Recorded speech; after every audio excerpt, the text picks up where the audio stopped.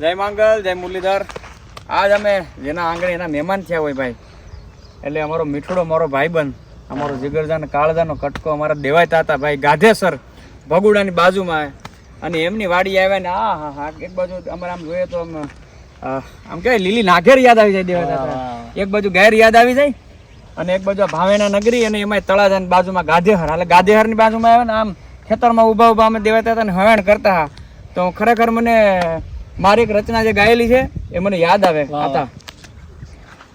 ઓતર ગાજિયા ને દખણ વરહિયા, ઓતર ગાજિયા ને દખણ વરસિયા, મેહુલિયા માંડા છે મંડાણ, આવ્યો ધરતી નો ધણી રે મેહુલિયો, નદી સરોવર છલી રે વેળા છે.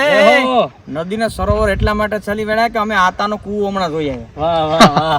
ખરેખર આમ વિપેર આવ્યું કે હમણાં ડૂબકી માર લઈ આવ, માથેથી જાય કૂવો.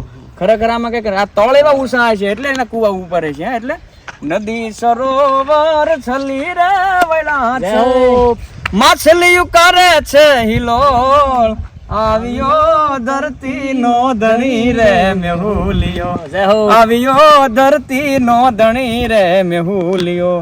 અને એક કડી હતા એની હજી મને યાદ આવે.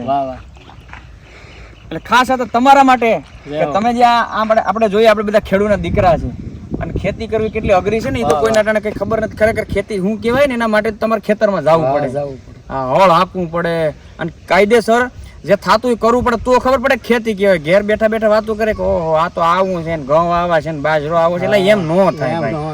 એટલે કે ધોરીએ લીધા છે કાય ધૂરિયું ને દોહરા, ધૂરીએ લીધા છે કાય ધોરિયું ને દોહરા, એ પણ મારા ખેડૂએ લીધી બેવડી રા, આવ્યો ધરતી નો ધણી રે મેહુલિયો, આવ્યો ધરતી નો ધણી રે મેહુલિયો. તો મિત્રો ભાવેશભાઈ આજ આપણા આંગણે મહેમાન થયા અને ખૂબ આનંદ થયો. અને આમ તો મીઠોડો મારો જીગર જાન છે, અમારો બધા ઓલા કહે ને કે ખોળિયા અલગ અને જીવ એક. જય હો. એવું છે. મેં તો બે પહેલેથી આમ ટૂંકમાં એટલા બધા અંતરથી ભાઈબંધો છે. અને આજ એને સામેથી મને એમ કીધું કે આતા આજ તમારો મહેમાન થાય. પણ મને આજ એટલી બધી ખુશી છે ને કે મારો ભાઈ અને જે આપણે અત્યારે જે આપણા કેમેરા મેન છે એ મારો જીવ. એટલે કે હાર્વીભાઈ તમને બતાવી દઉં. હાર્વીભાઈ તમે આવ્યા એ બદલ તમારો બધાનો ખૂબ ખૂબ આભાર મારો ભાઈ. આ બધી વાતો છે ને મોજની છે. અમે આતાને છૂટા પેડા ને એનાથી 2 દી થયા, પણ અંદરનો પ્રેમ હતો યાર. આતા કે રહેવાનું ને કે ના એકવાર જાવું આતા યાર. તમે હા તમે જોતા હતા કે અમે 3 દિવસ પહેલા અમે સાપુતારા, પણ ભાવેશભાઈ મને તરત જ ફોન કરીને કીધું કે 2 દિવસ તો મારથી નહીં જાય, હું 2 દિવસમાં પાછો તમને મળવા આવો. અને કસમથી હું મજાક સમજતો હતો. હાર્વીભાઈ બે પણ હકીકત બે ભાઈ આવ્યા એટલે ખૂબ આનંદ મળશું તો મજા આવશે યાર. વાહ વાહ વાહ. નહીં મળતા રહેશું તો જીવતા રહેશું.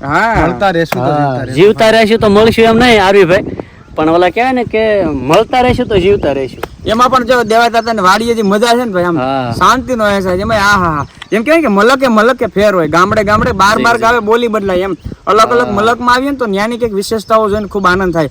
અને એથી વિશેષ તો સાહેબ આયરનો આવકારો જ મીઠો હોય. આપણે મહેલી પાસે આવીએ ને નબળો આવકાર નો હોય ભલામણા. હે કે દી ઉગે ને દાન દીએ ને બબકે ગીની ધાર, દી ઉગે અને દાન દીએ પણ ભબકે ગીની ધાર, મહેમાન ને હરખા કરે એ તો આયર તોળા. વાહ.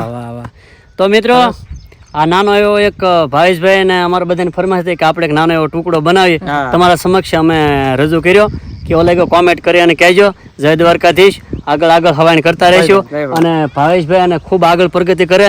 કેમ કે અત્યારે તેનું વન સાઈડ હાલે છે મારા બાપલાનું. અને આમ દ્વારકાધીશ આગે, કારણ કે એનો કલાકાર જેવો સ્વભાવ નથી. બહુ સેન્સિબલ સ્વભાવ છે અને ખૂબ સરસ. અને એના મનમાં એવું નથી, કારણ કે એને સફળતાને પસાવવાની ખૂબ મહેનત છે.